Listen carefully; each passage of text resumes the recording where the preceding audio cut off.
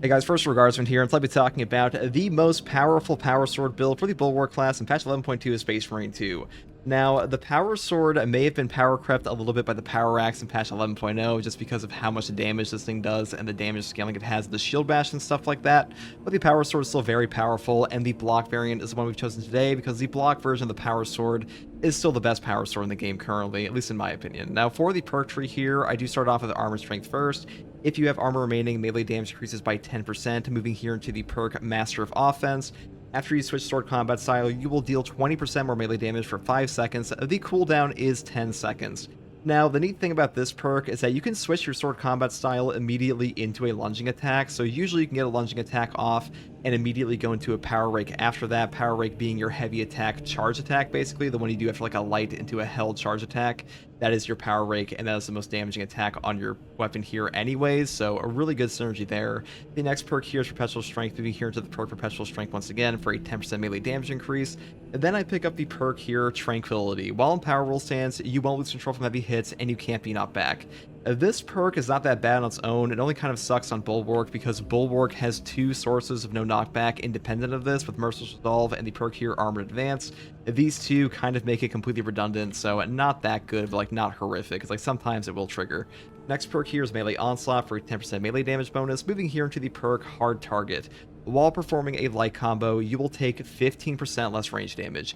This perk is actually better on the fencing version just because of how fast this weapon attacks, but like a 15% range damage bonus, or range damage reduction I should say, is still easy to trigger even with 3+ speed, so really not too bad. And the next perk here is pretty much mandatory. This is Cutting Edge. Your Power Rake deals 50% more melee damage. 50% melee damage on Power Rake is tremendous. Power Rake is already the strongest attack on the Power Sword in general, and this one ups your damage tremendously. Pretty much always pick this up on any Power Sword build, because the perk up here, Ruling Blow, is just not remotely as good. And even though damage reduction, I should say, damage reduction for the enemy is not horrendous on its own, it's just not that amazing with a cooldown, and having direct damage for yourself is just better, so pick this one up. Next perk here is Extremis Slayer, moving up here into the perk Majora's Slayer, and then we finish off the Terminus Slayer to get a catch-all on the most damaging enemies in the game, and then you can choose between Power Restoration or Speed Restoration for double CHP recovery on their respective styles. That is up to you, and usually I skip over Minora's Slayer here because killing Minoris is already incredibly easy on Bulwark and Assault. This doesn't really help us hit any breakpoints as far as I know, at least not anything like it really that important. And that's pretty much all there is for the Power Sword setup here. Now for the secondary, on Tyranids, I do take the Heroic Heavy Bolt Pistol because the heroic perk effect here is called No Help Is Coming. Shooting an enemy with the Elite Scream status effect stops you from calling for reinforcements, and headshots will kill in one shot. Now unfortunately in patch 11.2, this perk is partially bugged. Body shots do nothing to stop reinforcement calls, but a headshot will still kill in one shot, so pretty good for that. And I also want to say that despite this thing having a low magazine capacity and reserve option, the fact that you are removing a reinforcement calling enemy instantaneously is way better than it sounds initially. This actually saves you a ton of ammo because, first of all, on absolute difficulty, when you interrupt a reinforcement calling enemy, they will usually go enraged, and this will outright stop that by one-shotting them. And on top of that, you will stop the reinforcement call outright, so you're saving yourself an entire wave. So pretty good for speed pushing, if we're being honest. Now, for the perk tree here on Bulwark, I do take Divine Might, moving here to Perpetual Penetration, picking up Increased Capacity, Extended Magazine, and the perk here, Death Strike. After killing a Majora's level or higher enemy in melee combat, you will deal 25% more damage for 10 seconds. This perk will also trigger off a finisher, not just a melee kill, so keep that in mind. And a 25% damage buff for 10 seconds is pretty good for a very long uptime. Next perk here is Great Might, moving up here into the perk Discipline. When you have low ammo, you will deal 25% more damage. This is a very easy perk to trigger on this weapon because this one has such a low ammo reserve to begin with. And next perk after this is Strong Finish. The last round a magazine deals 50% more damage, and this is pretty nice to have. And the main reason I take the perks up here over the bottom row here for things like Able Damage is that Able Damage is a good perk. It's just not that good on the Bulwark because Bulwark, unlike Vanguard, Assault, and even the Heavy here, he just doesn't use the class ability he has as often as they do, so he doesn't get as much benefit out of this, so we go up here instead. And the final perk I grab in this row after Headhunter and Gunstrike Reload is Tactical Precision. Headshots will deal 20% more damage, and non-headshot damage decreases by 10%. Headshot damage is all that matters in this game versus body shots, so pretty much always pick this up. Now, I will say, if you are playing against Chaos, I would probably take the Rate of Fire Plasma Pistol. Having some form of stagger versus them for like an instantaneous CHP recovery is really good, but for the perk tree, either way, I would pick up all of the ammunition perks on the top because the rate of fire, despite having an amazing CHP recovery, amazing damage, and great stagger, has a horrific ammo economy, so having these perks does help a lot. And like if you go down the bottom row, you'll just run out sometimes, and that sucks ass, so I would definitely pick these up. And now that's pretty much all there is for the weapon selection here, but for the perk tree, we start off with the fabled Intimidating Aura. A perfectly timed parry deals area effect damage within a 5-meter radius. The cooldown is 5 seconds. This perk will trigger on a perfect block, not just a perfect parry, as of like patch 8.0 forward, so it's actually way better than a lot of people think it is. And honestly, this perk carries the Bulwark sometimes. It will be able to solo the Vortex Beast, solo the Hive Tyrant. It pretty much does whatever it needs to versus any melee enemy in the game. Even Carnifexes will just crumble before this perk. It is ridiculously effective, even on absolute difficulty, so definitely grab this one, even though Conviction is also a very powerful perk if you want to grab this. Next perk here is Scramble Targeting. If you are surrounded by 5 or more enemies, you will take 25% less damage from range attacks. This perk is pretty nice to have. A 25% range damage reduction will affect your armor versus the HP damage reduction on something like Steel Within or Conviction, and being surrounded by 5 or more enemies, even in stratagems and operations, happens all the time. And in siege mode, this is pretty much up 24/7. Next perk here is Steel Within. When your health is less than 50%, you will take a 30% less health damage reduction.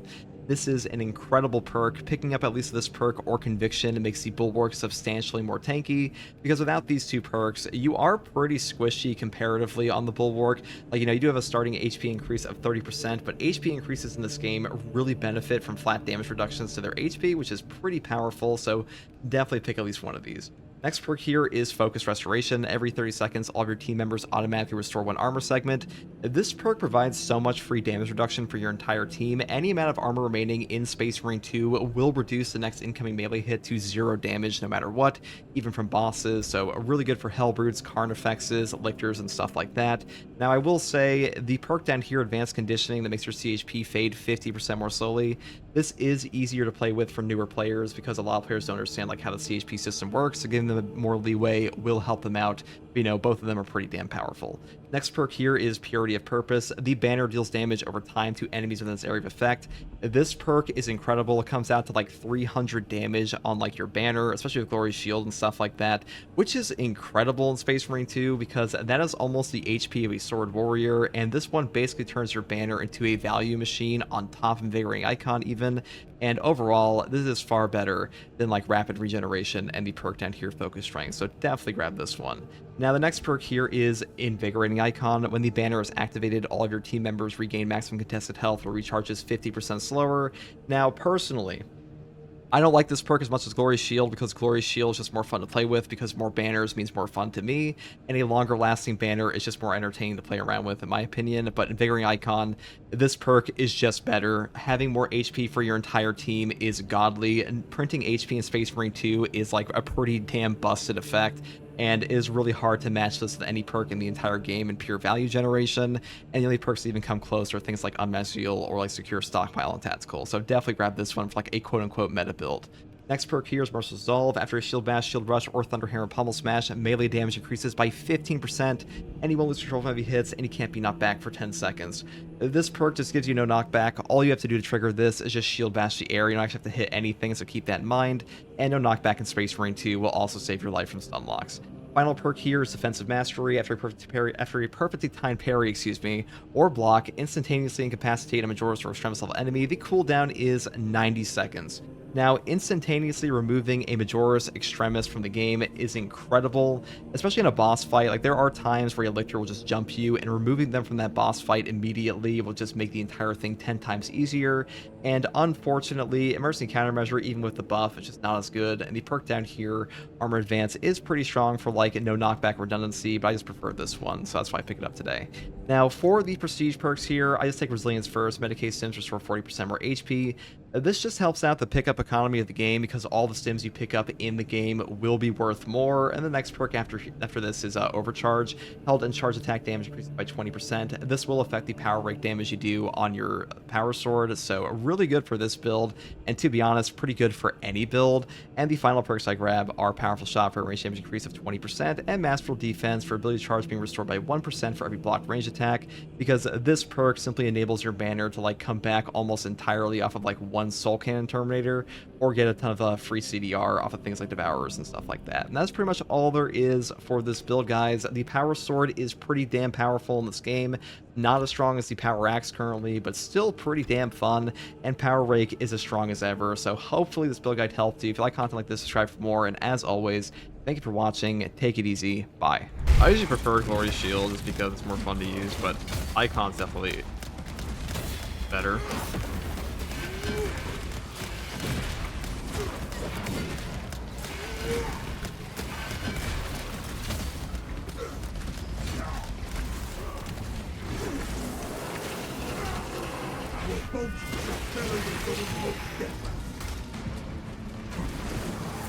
Sending fragment. There is no stable ground. Fresh cartridge.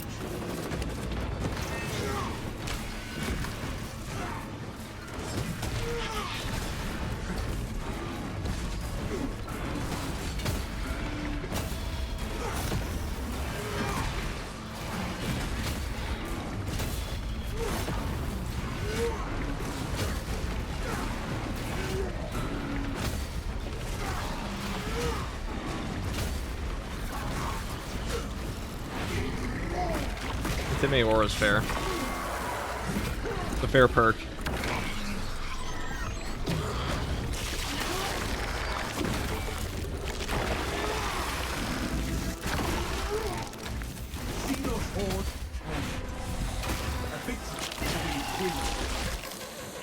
The soil no longer trembles, and the rapid's presence.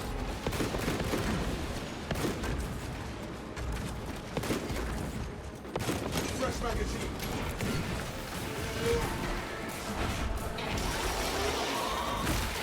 But you know the banner buff is that good? I mean, the Purity of Purpose? Purity of Purpose is like by far the best. It comes out to like 300 plus damage.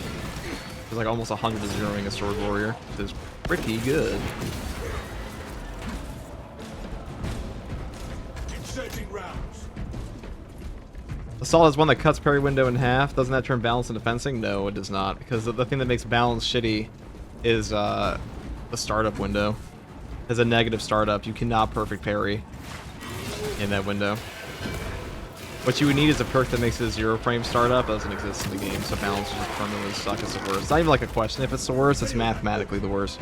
There are things that balance will get shit on by that will just never happen to a fencing or block window. Just because the perk itself, or I should say the parry window itself, does not allow for certain parry windows because of the 10-frame negative startup. Like, there are attacks that are unreactable because of that. That block and fencing can just deal with. No going back, which is why it's the worst. It don't happen all the time, but like you have to preemptively parry, and sometimes that's impossible. Also, none of the parry window increase perks in this game are really worth a damn. I mean, it's kind of fun with heavy. That's about it. Only because of like the heroic heavy bolter. Like once you the parry windows in Space Marine 2 are so forgiving that like you really don't need it once you learn the game. We also teach people bad habits. Xenophase would be too OP if it was fencing or block. Too bad the balance parry window is shit. Dude, if Xenophase is a block weapon, that would be peak.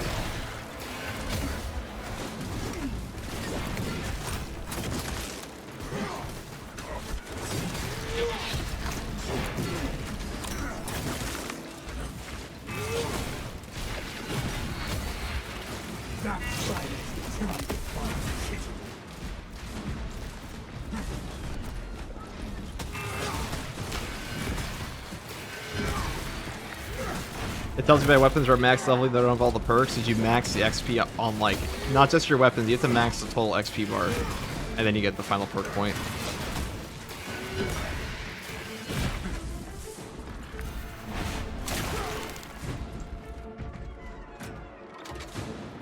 Black Templars, baby, you know it. Only good Xenos is a dead Xenos. All aliens that aren't currently shooting at you are plotting to shoot you later, so shoot them first. What do we say?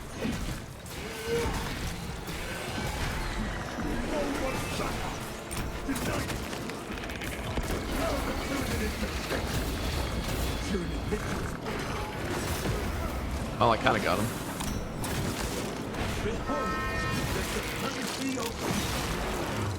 Is the sword skin you use now for the Dark Angels pack? This sword skin is from the Black Templar pack. The Black Templar one, if you can tell by the very Templar-y look. It is quite fashionable, we must say.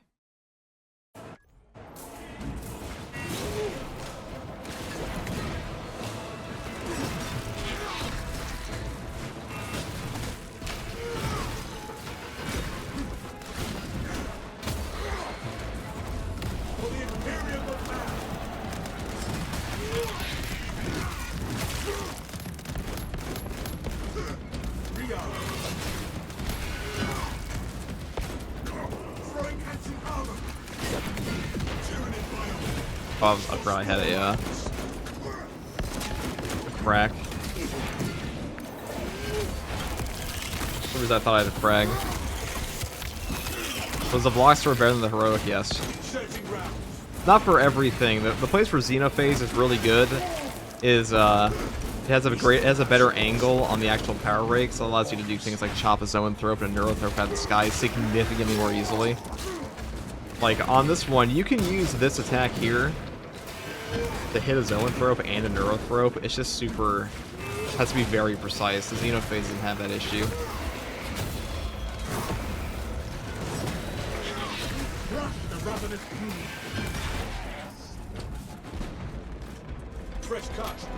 Black Templars are one of the most popular chapters. They sure are.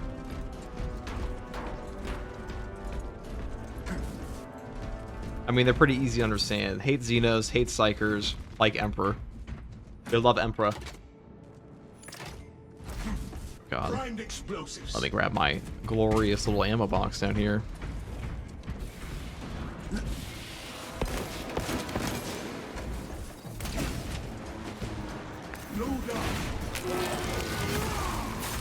Our adversary uses to renew their assault. Deny them any advantage. You failed that hope. Sucks. Oh, I should have lost anything there. Oh wait, I forgot I have Invigorating Icon, doesn't matter at all.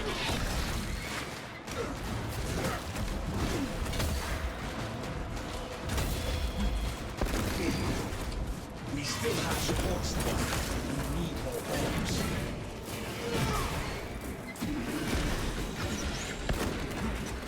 Really, this weapon really overperforms versus Tyranids especially.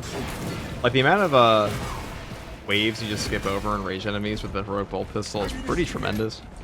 Quite good.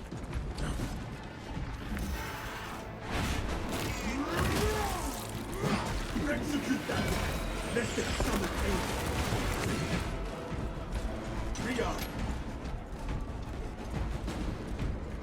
The Black Templars decided to you is Dark Angels, but black and white and more racist. That's pretty much what they are. That is their major aesthetic, is hate aliens. We are ready to ambush the target, command.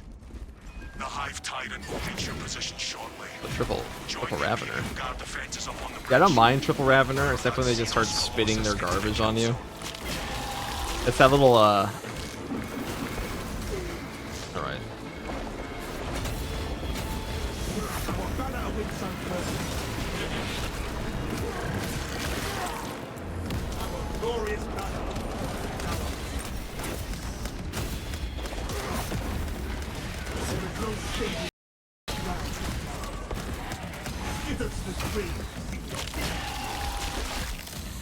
We have trampled the Kittery Pirates.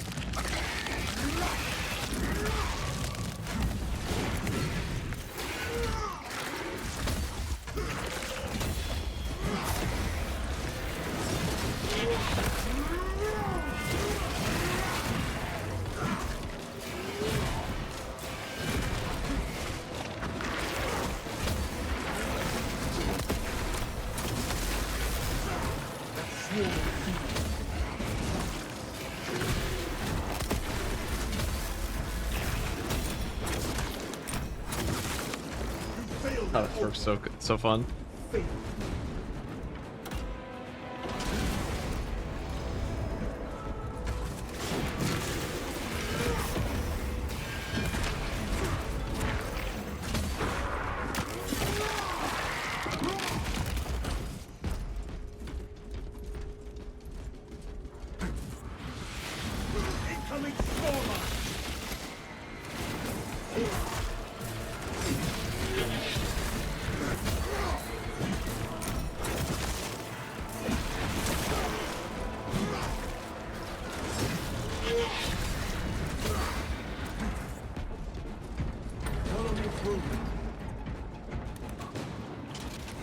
A bigger sword would have been cool. I mean, we might get a great sword eventually. Every Warhammer game nowadays is Tyranids, Chaos, Necrons, man giving orcs. I want to kill orcs again. A huge part of that is just that Necrons and Tyranids are like really big in the current story of 40k. So they've been like putting them in all the games. And like Space Marines are ever present because 40k, so.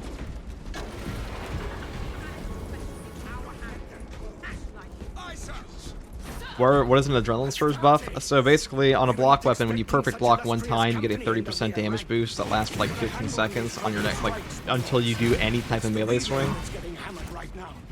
And then you can stack that again for a 90% damage boost, and the damage boost lasts like, I think it's like 1.2 seconds or like 1.6 or something. I forget the exact number. But you'll get the continuous damage boost, and then on 2 block surge charges on your next attack, you will have armor back and stagger on any enemy with a stagger animation. Plus that big damage bonus. Also on a perfect block for like 1.6 or so, maybe like 2 seconds. Somebody told me at one point.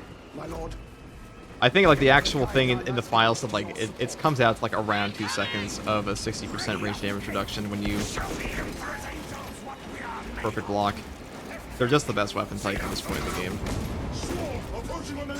It's a takeaway. And a combat knife on assault would be pretty cool. It would look kind of goofy though.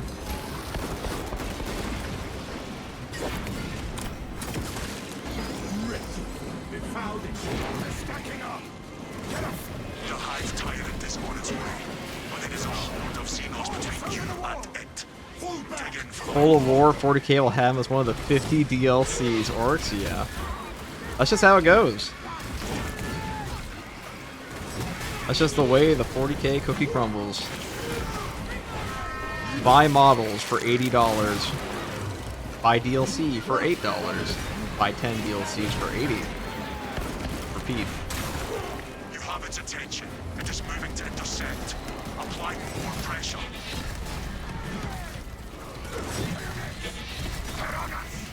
Enemies on our position.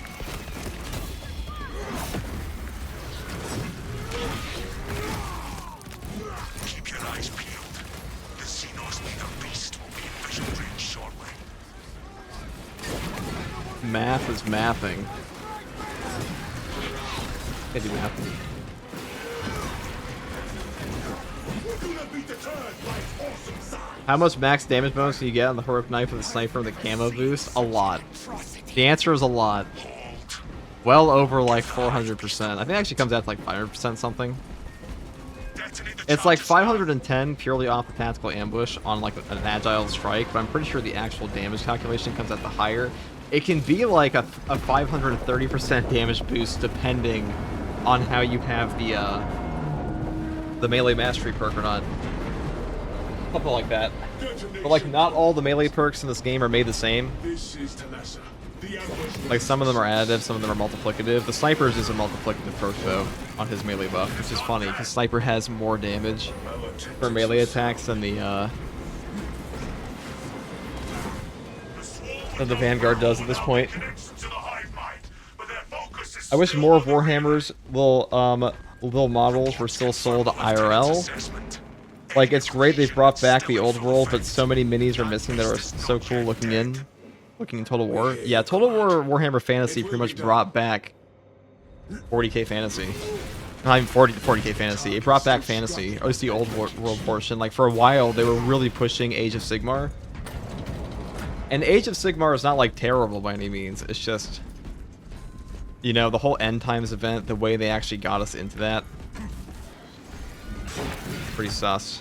People didn't like it for a while. Rotax Hunter, thank you for the Prime sub. 40k Fantasy, dude. We love 40k Fantasy.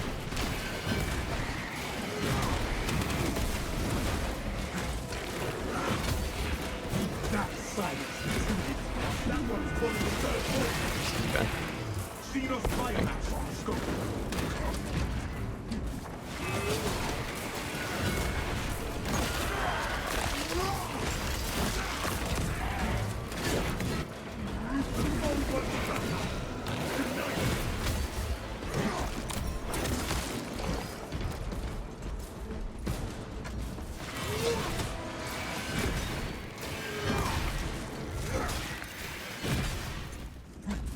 AFTG, what do you think about a chaplain class with AoE buffs and being the offensive side of the Bulwark's banner? I mean, the Bulwark's banner is already the offensive side of the Bulwark's banner. Come on, target You'd be pretty hard pressed to make a class that's not like a Bulwark ever be We will not have a better anything but opportunity a to finish damage it dealer. off. That's the funny part about Bulwark. Bulwark, he tricks players into thinking he's like a support class when like he can be, but he supports by doing everything. Like he's just good at everything. A much more accurate representation of a support class in Space Marine 2 would be Tactical. Galaxy is not yours. Tactical's not tanky. Very much more a ranged support class. Probably the most balanced class in this game currently.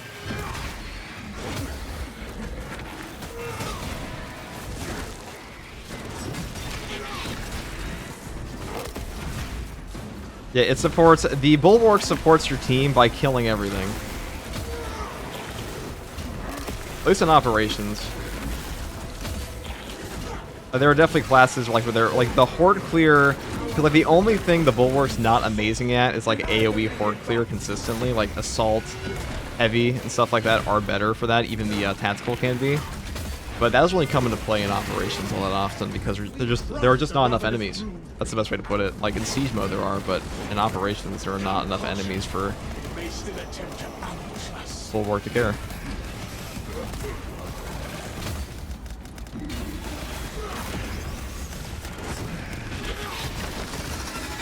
Even our foes' wretched forces grow.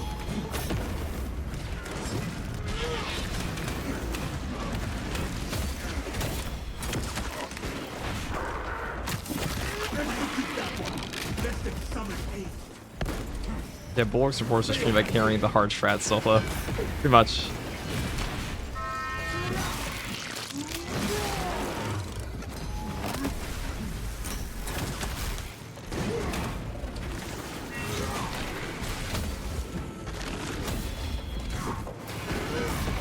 The thing about the operations mode right now is that a lot of the weaknesses of the classes do not come out until siege mode with late waves, and 99% of players are never playing that. So when people ask like what's a viable build, the only caveat is like, okay, at like wave 35, this weapon falls off because your CHP is just too low. Galaxy is not yours. But like in a hard strat and in an operation, it really doesn't matter that much. 'Cause, like the game never puts you in a scenario where that's that big of an issue. Talassa report. The Hive Tyrant continues. Get what I mean, chat? Talassa, you Do we feel what I am putting down? Do we pick up what I am putting down? Should we pick up something? We pick up the Guardian Relic. That's what we pick up.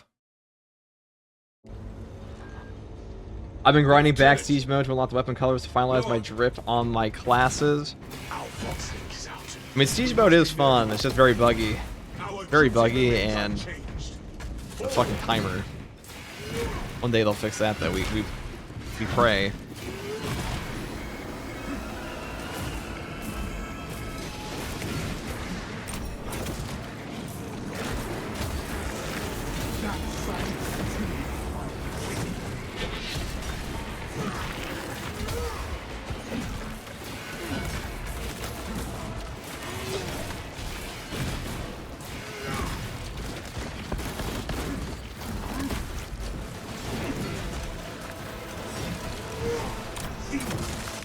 Take unwilling, despite the grip of vanity.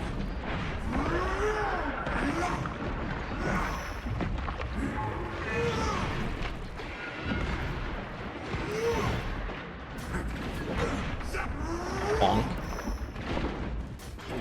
The Xenos leader rescales the building. Take to the roof.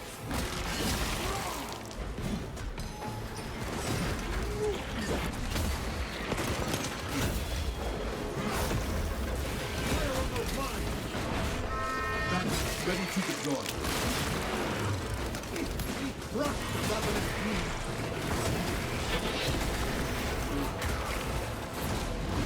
Fresh magazine.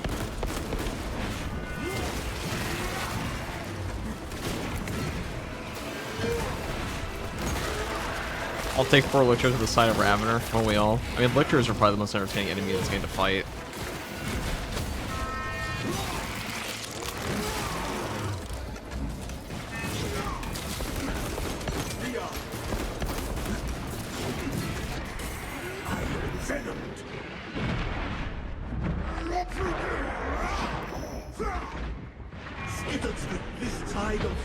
is ended.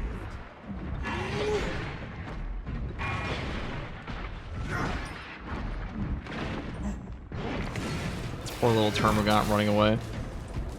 Poor bastard. Fresh cartridge.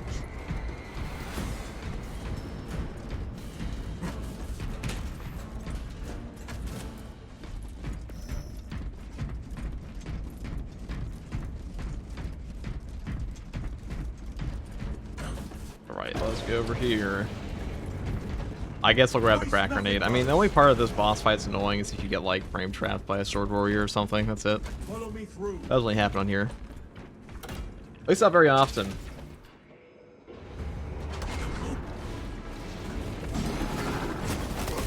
Encircle and eliminate.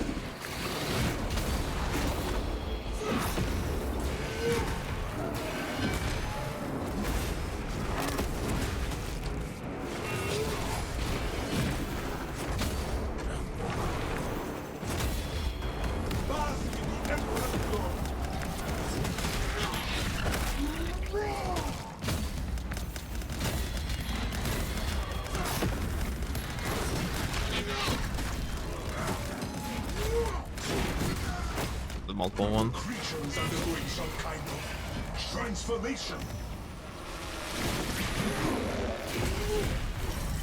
It just triggered every side warning in my suit.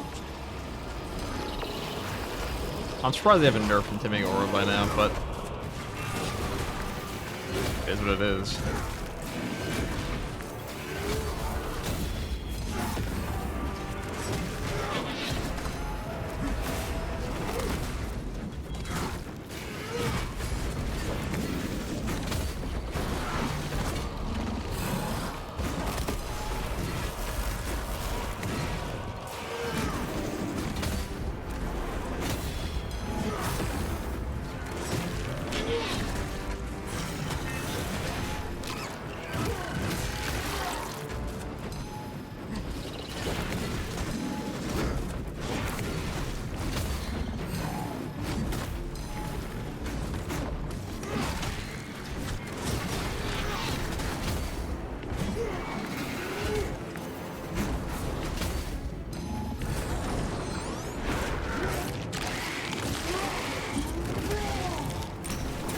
Failed at both.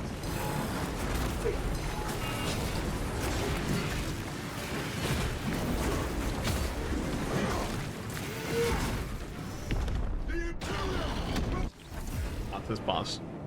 This gets mopped. It doesn't need a nerf. I mean, I don't know. Do you think the weapon that I would say a perk that lets you just sit there and hit one button and kill an entire boss? That's pretty powerful.